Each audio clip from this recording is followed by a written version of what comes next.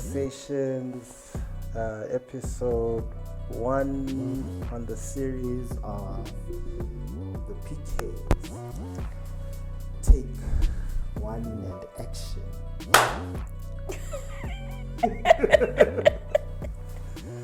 Yeah, I should get that thing. Yeah. Oh yeah. Look good. So, welcome everyone. What's going on? It's your boy Jackson Pastoor. Today we have one of our usual guests here. I know there was one time when we recorded something, but it didn't work. Oh geez, yeah. Even today I'm still waiting for that one. Yeah. So today I'm here with my girl Obi, aka Orabetse Morokane, aka Muruti, Bishop's daughter, PK, Yes, Muruti. everything. You know what I'm saying? Yeah. Yeah. Maybe let's start here. If thinking of the topic that we talking about today, if you had the opportunity to ask yourself the first question, what would it be? Oh geez. Oh geez. Yeah. The first question. How would life be if your faith was not necessarily inherited? Ooh. Yeah. How would life be if your faith was not necessarily inherited? Yeah. Yeah, I think that would be my first question. Now you can answer it. Oh geez. I feel like I always say this about PKs. There are PKs that go to the cross or move away from the cross. I think being a PK, that's the deal breaker. Yeah. Like you get to choose the two options. But I can't really say, in as much as I feel that I have owned my own faith, like my personal faith. Yeah. I think the foundation given was very solid. Okay. So that when I grow up and decide to take my faith for myself, then it's much simpler, it's easier, it becomes organically, if you could say. But if that was not the case, I would battle a lot with a lot of questions. And not necessarily God related, but humanity related. Okay. I think I'd ask, why are people like this? Why are people like this a lot? And I would very much move away from people and not want to be in any community instead of embracing that. But now that I'm on the other side, I'm very much understanding. There's more grace and compassion, if I may say. And understanding God's power above all. Yeah. Yeah. But yeah. Did you find it difficult to have a father who's a minister or who's a pastor, and at the same time having him in church and seeing the differences as well? Like, you know, there's times when at home he's this type of a person, and then at church he has to be this type of a person, and then you're like, and people are looking at him and saying, you know, your father is my mentor. You know? And you're out here and you're like, nah, fam. This is not it. Oh, geez. I can't say I had a difficult time. And I say this because my dad and I have a very open and honest and very genuine relationship. Yeah. We open with one another, and I think the most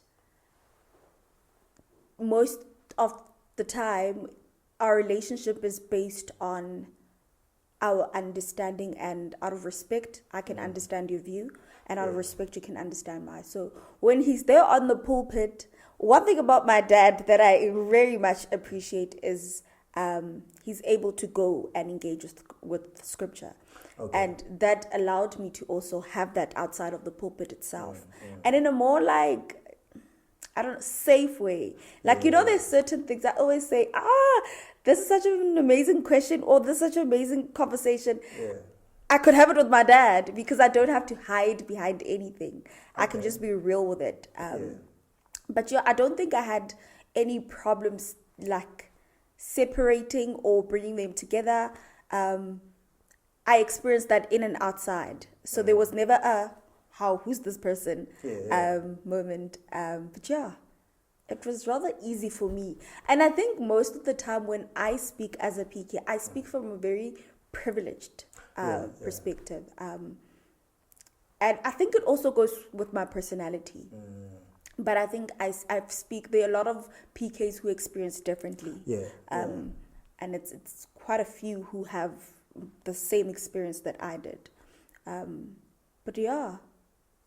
Did you ever get to a point where you felt like he was treating you different from how he was treating the church?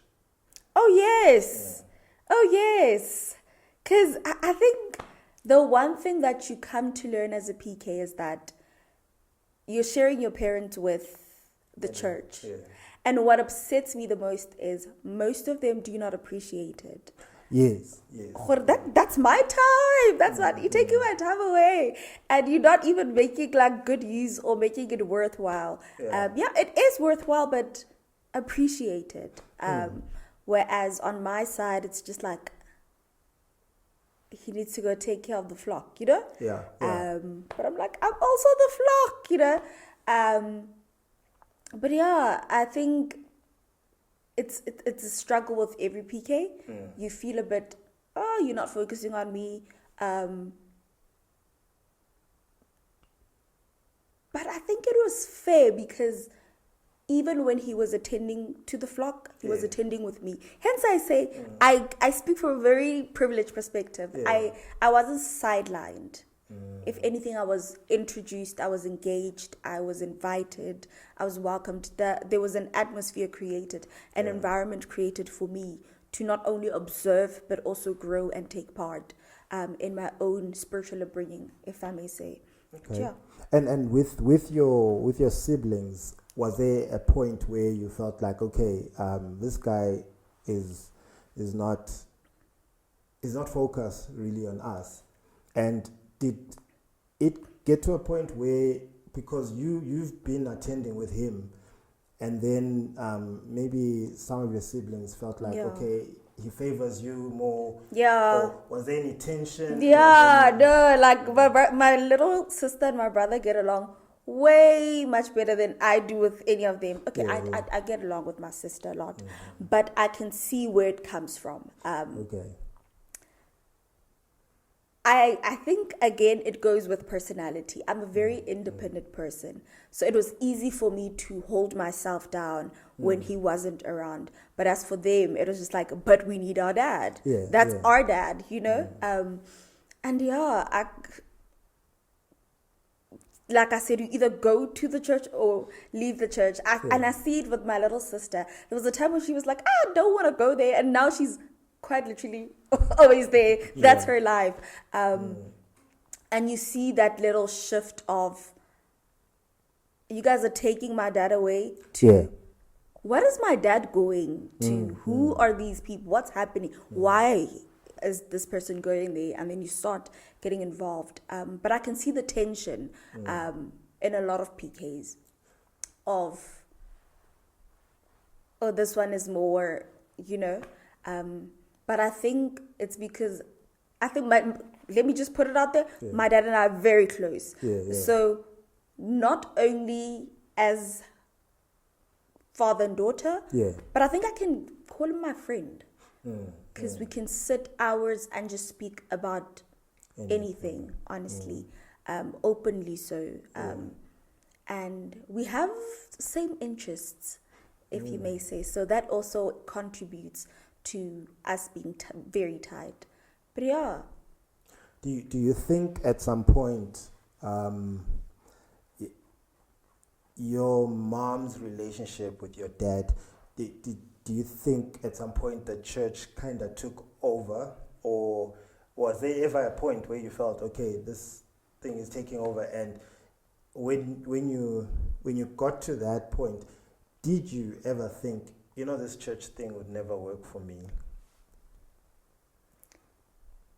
Like I always say, I'll never marry a minister. Never. We will get you one. No. I would never marry a minister. I've always said, I wish ministers just went into service without needing wives or whatever. And but go to the Roman Catholics. See, there's an option. there's an option. Yeah. But I can, I think it really altered how I see life. And I find this very interesting when I would say to my friends or somebody that I'm like starting to get along with. Yes. No, I live with my mom and my dad lives there. They don't understand it. The first thing that comes to mind is, oh, are they divorced? No, they're not divorced. Okay. That's just how the system goes, Yeah. And a lot of times I struggle to find memories of my parents being together. Okay. And even when they're together, it's church. It does not stop. You could sit and just try to have conversations around family. The conversations go back to church. And it takes away from them, and they just, I think it's just a constantly giving to the church and having nothing to refill or to fill yourself with, apart from going straight to God. And that altered how I viewed marriage, relationships of that sort. For me, it made sense for them to, to be apart and then see each other on weekends. Yeah. But when I got to see, even these weekends, these people are doing church stuff, They get to do a little cute date for 2 minutes and then it's back to church stuff. And I'd like to believe, even on those dates, there's like a little bit of a, we have to, this church, there's always church. That's the reality of it. And I think that's why a lot of PKs tend to have this animosity when it comes to their parents being in ministry, because you're taking my parent away. And I don't know how to deal with that. And this, while the big picture that's put in front is that God, it's Christ, and therefore I'm going to have some sort of anger towards God, towards Christ, towards the church itself, and remove myself because it's taken something that I need. So I think another thing is my mom is also very invested in the ministry. Yes. I always say, in as much as the minister is called, the pastor's wife is also called. That's a calling that is bestowed upon you. And you see it come to play when they're supposed to take their role up as Mamuruti. And I think it was easy for them to maneuver around that. But at the end of the day, you can see how their entire lives are centered around church. Yeah. So do you think there is Mamuruti that is not called to be the pastor's wife? Or is it that just the mere fact that you as a woman getting married to a pastor already makes you a pastor's wife? Can they be a separate form to that? What I'm starting to see is some Mamurutis will say, no, I'm not called. Of which I can respect, because being a Mamuruti takes quite a lot of strength and a lot of patience. And there are people who are self-aware enough to say, let me step back, this is not for me. Yes. But in the same breath, I think it's strengthening to the ministry when they stand as a united Yes, unified, to say these are our leaders, these are the people that are, leading us in Christ. As to whether or not there are those who are called or not called, I don't think God makes mistakes in that sense. There's always a reason as to how things play out. And the storyline will lead to revelations of God saying, this is why. You don't know what I'm doing now, but later on. But I think there are a lot who are called, but are not, I don't know which word to use. I don't want to say trained. I don't want to say they're not mentored or nurtured in that regard, because you carry so much. And when you go not knowing how much you're going to carry, it becomes a bit of a downer. You become strained. And then you start, not being able to carry the title Mamuruti, and thus removing yourself. So surely a lot are called, but they're not given the emotional, mental, spiritual resources to sustain them throughout that journey. Okay. But when I look at it from the perspective of mostly, especially our traditional churches, I could see, like, I'll give an example, like with the Methodist Church, or even in the Anglican Church, or whichever church it is.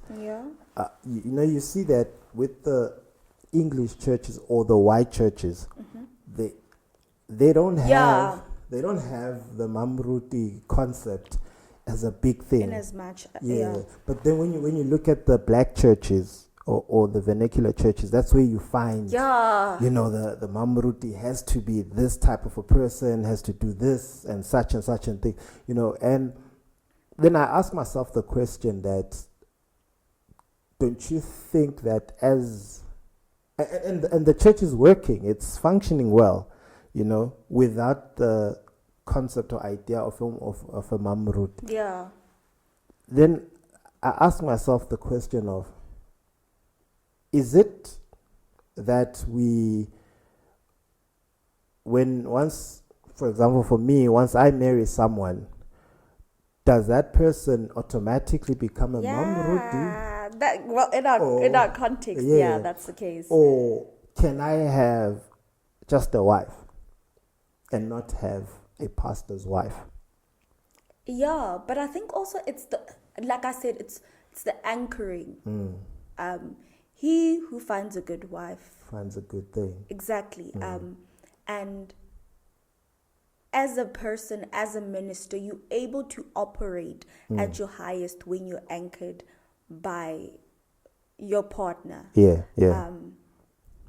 Even though in the wide context, the concept of Mamuruti is not that emphasized. There's certain fruits of the spirit that you find within Mamuruti that you could see is a Mamuruti thing.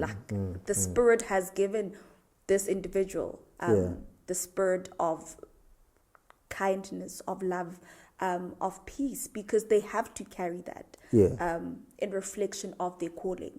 So, and another thing that I always emphasize, even in the calling itself, it's not supposed to, but rather it won't always look the same. Yes. How somebody else Mamurutis might be different from how I Mamuruti, because of our different personalities and because of the context we come from. But the reality is there are certain things that a Mamuruti carries. Okay. And I'd like to believe the Spirit bestows that upon them. Okay. Yeah. And then another question that I would maybe ask is, how do you think we can help, especially, a young person who is finding it difficult to connect God and their father who's a pastor, and their parent, maybe let me say their parent who's a pastor or minister, where there's that disconnect where you start feeling like, you know what, there's no God here, but you having that confusion. How can a pastor look at, getting that involvement from their child, and at the same time, how can we help that young person to understand God from that point of view? Because not all pastors are very much present in their children's lives. Yeah. I know it's a loaded question. Yeah, it is. And I see where you're going with the question. Yeah.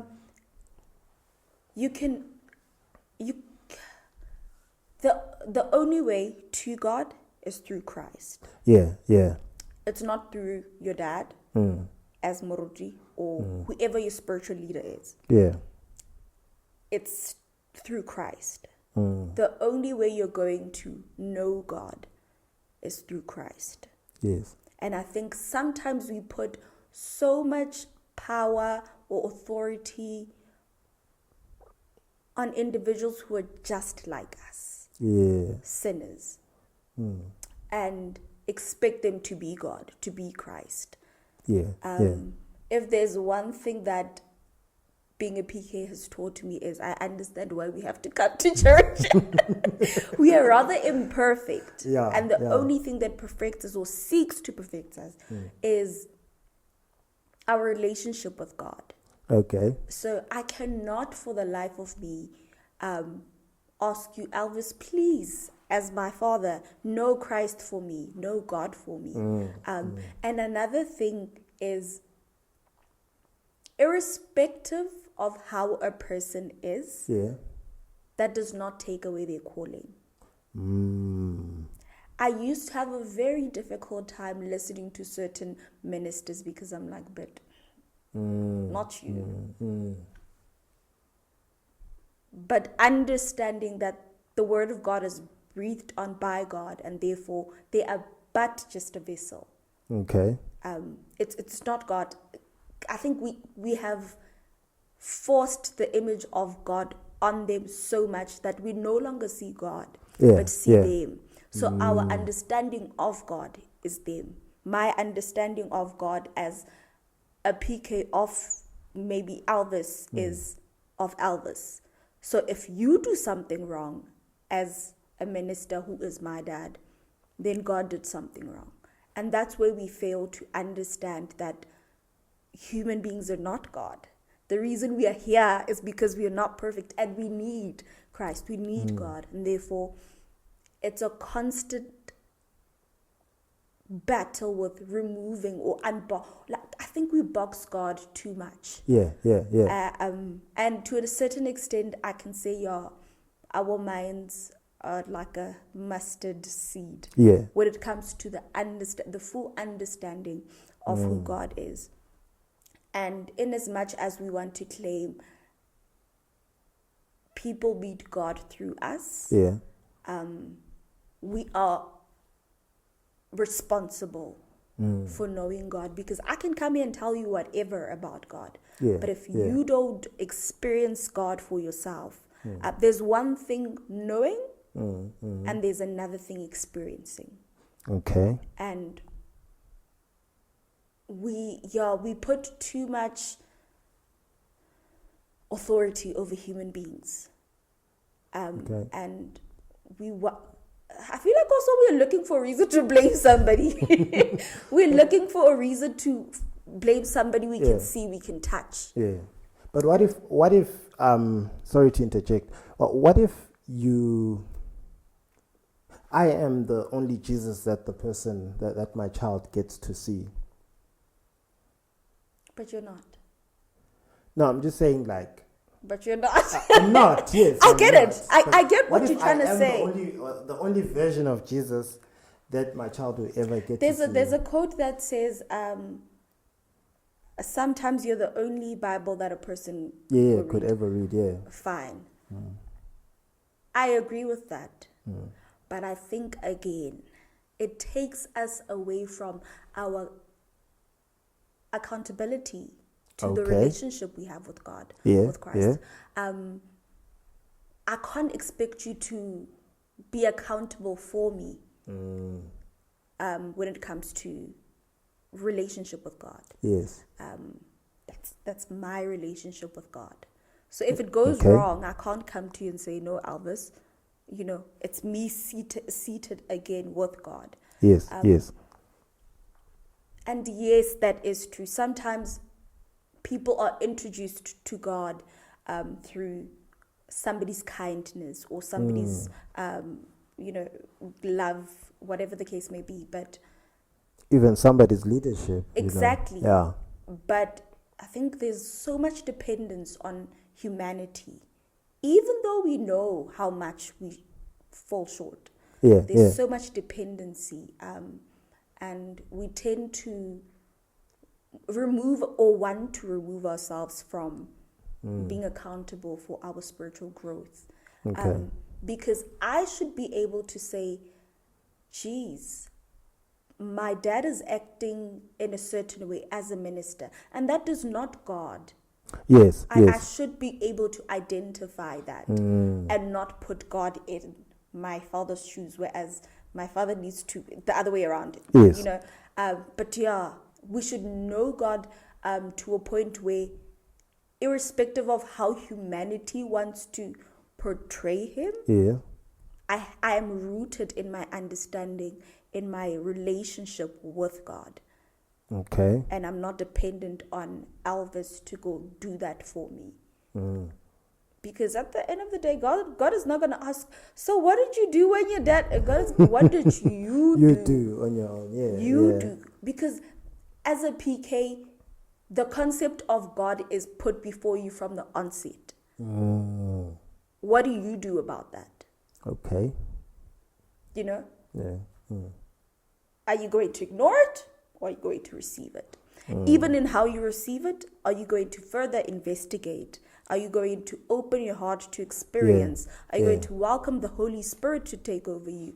Because I always say we most of the time experience God differently. And it's because of something that God himself wants to reveal to us.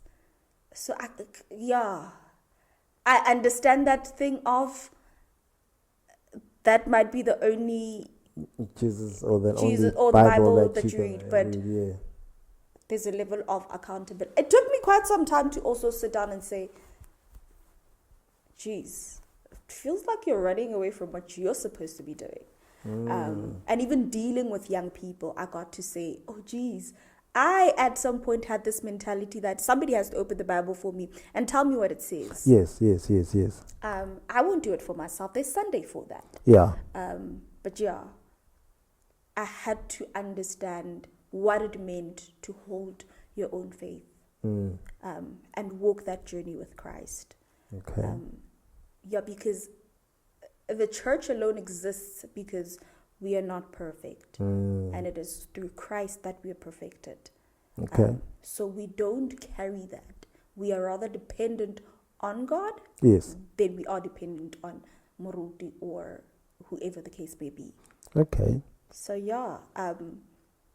in as much as it upsets me sometimes that why can't you just do better as a person? There's grace. There's grace. And I think we also need to pray for our ministers. That's definitely one of the greatest things that we need to do. I think we forget. There is a full-blown expectation that, oh, Muruti better pray for me, Muruti better pray for me, Muruti better pray for me, but we forget to pray for Muruti. I know there's where Paul speaks about, guys, please pray for us. Yes. It is through prayer that we're strengthened to continue doing the work of God. I think it was in Timothy, if I'm not mistaken. He was writing to Timothy. So let's there's a point where you sit down and you're like, what role did I play in this? Because I might be hurt, but God won't ask you if you were hurt, your feelings, He's going to ask you about your salvation. What did you do with the gift of salvation? Okay. And with most of our churches, there's a lot of moving that happens with the ministers. Oh. How was your experience in that whole concept of every 5 years is you after move? school is after school? Yeah. I think there's much to give gratitude for. Okay. And there's a lot of grieving to do as well in that. Because relationships are formed. Yes. There's certain things that you learn from different cultures, traditions, and so forth. And it exposes you to the vast goodness and, beauty of who God is and how people celebrate God. Yes. But as well as how it's just, I know I can't be too attached. Yes. Can't be too attached. And I think it was very wise of my mom to say, for my kids, I'm going to find a stable home. Okay. But yeah,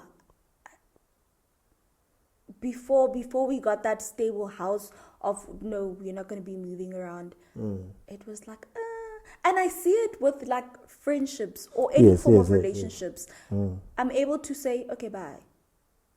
Okay. I'm able to detach very quickly and let go with an open heart, irrespective of how we live. Yes. But I think it's also very strenuous. Like, it's overwhelming, and you're like, if my dad is going to live 7 hours away now, Now you have to. You miss being a family. Yes. You miss being a family. What you see is family is weekend. Throughout the week, what does family look like? They're ones who are privileged enough to have lived with both their parents throughout the journey. Yes. And ones who got a glimpse, and ones who never. Yeah. Who never. But we tried our best to keep as family. To say, but it showed. Yeah. That even when you go for the weekend, your parents are at work. Yes. That's true. It doesn't stop. Life in ministry doesn't stop. That's one thing that I always say. It's busy. I used to get very upset when somebody knocks at the door. I'm like, we were trying to enjoy it. We almost laughed over Date by Family. Now you are here, Elvis. Now you want to come talk to Muruti. Muruti is, but life in ministry is that. And it took me a while to make peace with that. Yeah. And I think my mom said something that I only understand now as one who is in ministry. Okay. That God will take care of us. I didn't understand how. Yeah. And why she said that. There's a verse in the Bible. It's a hymn. I used to struggle so much with that hymn. It said, what does this mean? Even Christ does not have a place to lay or rest his head, but birds do. Yeah. Hey, I would like to rest now, And I understand it's a calling. Like, when you're called. And it requires a lot of support from family. Yeah. But moving has never been a problem for me. Okay. It's always been a hi and a bye. It's been great to meet you. But yeah. Do you think that would affect you in your relationships? Should, let's say, your husband... Oh, yes. Yeah. I always say, yo, I'm so used to space. Yeah. That's our biggest thing. I was actually watching a TikTok yesterday where like this lady was saying she has her own room. Yeah. I want that. I want that. I'm not used to my parents being in the same space for Yeah. too long. Yeah. And yeah, I can see in how I operate. I love my space so much. I'm used to myself, to my space, Yeah. to being alone. That I think even if I do get married, Yeah. I would be like, let's have our own rooms. Yeah. Look, it's an interesting thing actually. Just come to think of it, picturing that, that having your own room, you have your own space. I don't know how I would do that, but yeah, let's see when I get there. You'll see that when you get there. We'll see that when I get there. All right. So, what other things would you maybe wanna say to a PK, just to encourage them? Because I know there's a lot of them out there that have gone into spaces, like they've gone into alcoholism, into drug abuse, just trying to find themselves and trying to understand why is it that my dad is doing this, but and what would you say to encourage them and to kind of bring them back home? Oh, geez. I wouldn't even know where to start. I once hosted a PK retreat. Yeah. And having to sit and hear the different stories of why people are not in church as PKs. Yeah. It got to me. Okay, it got to me. And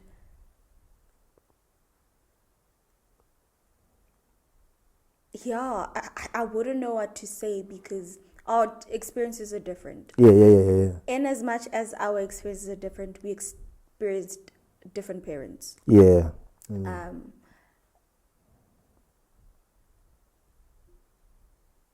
But try to sit with God for yourself.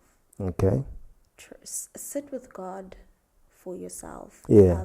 Not for the sake of the family, not for the sake of the church, for yourself. Introduce yourself to God. Say, hi, God. I'm Obi. Yeah. Who are you? Yeah. Who are you?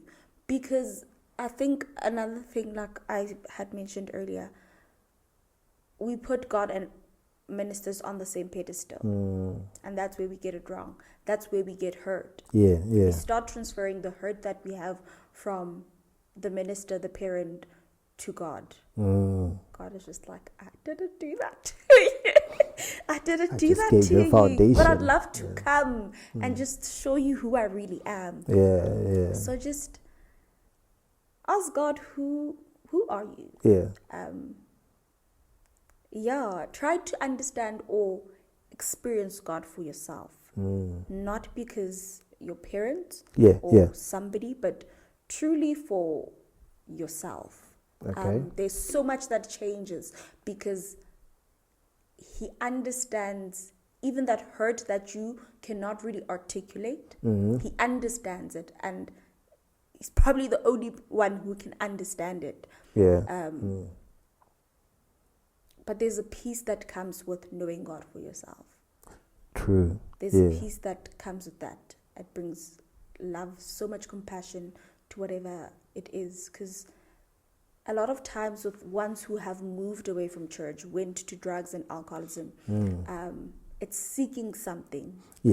Seeking something.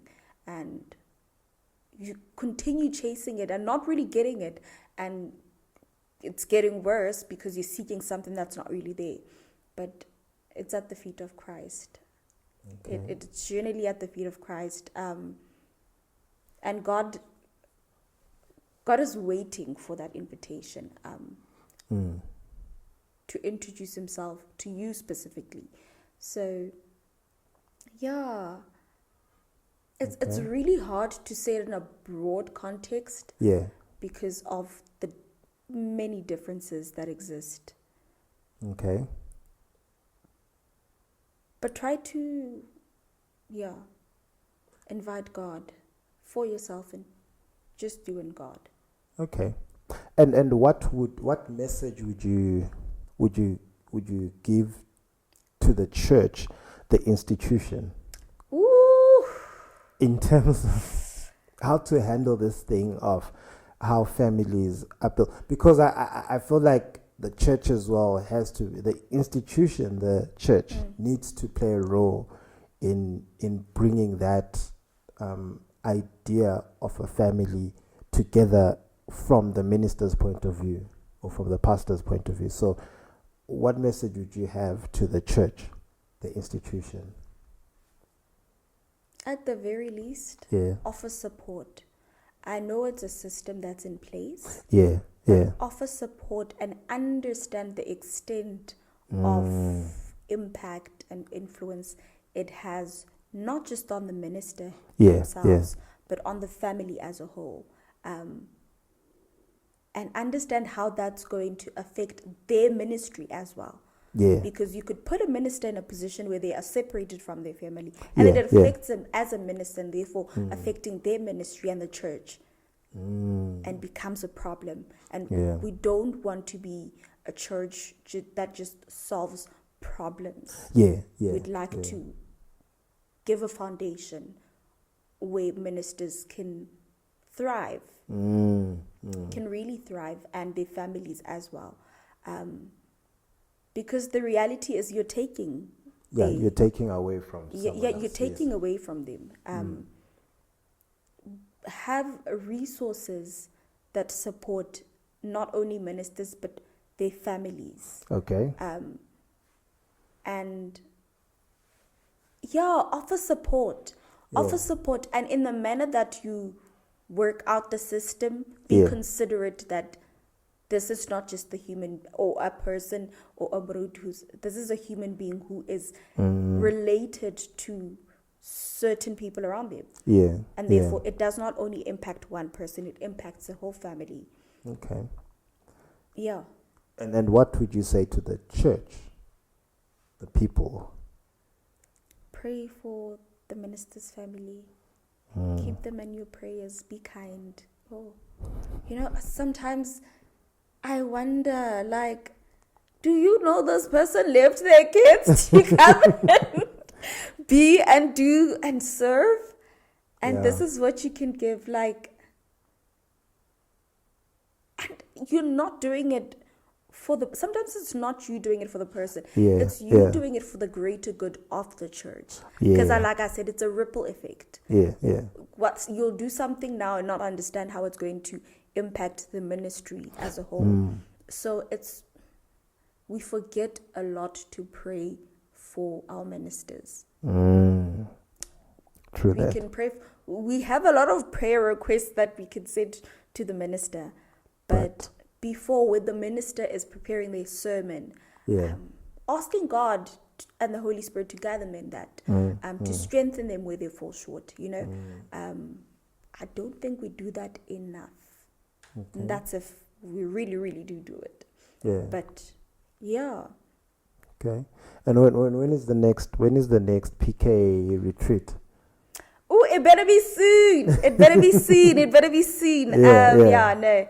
It really has to be soon. But once it's out, I'll announce. All right. I'll announce and say, guys, let's gather again. And there's something that you're doing on the 6th of June. Oh, yes. Oh, yes. Tell us more about that.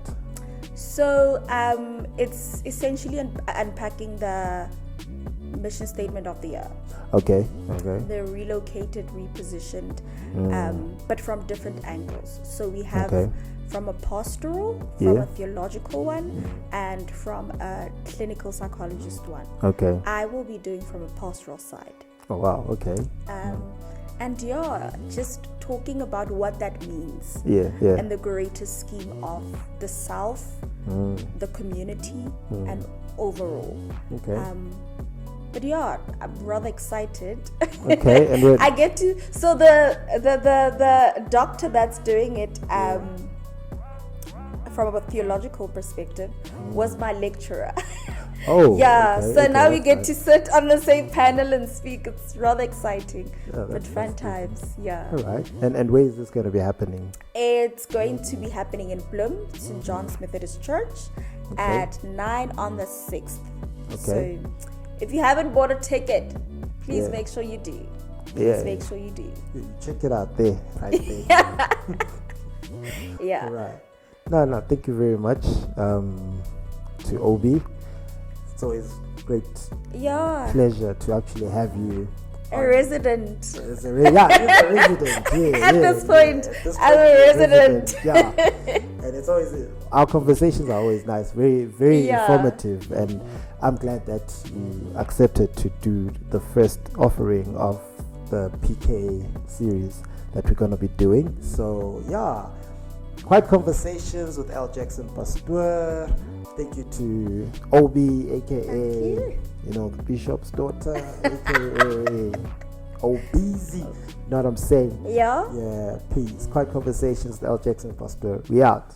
Peace.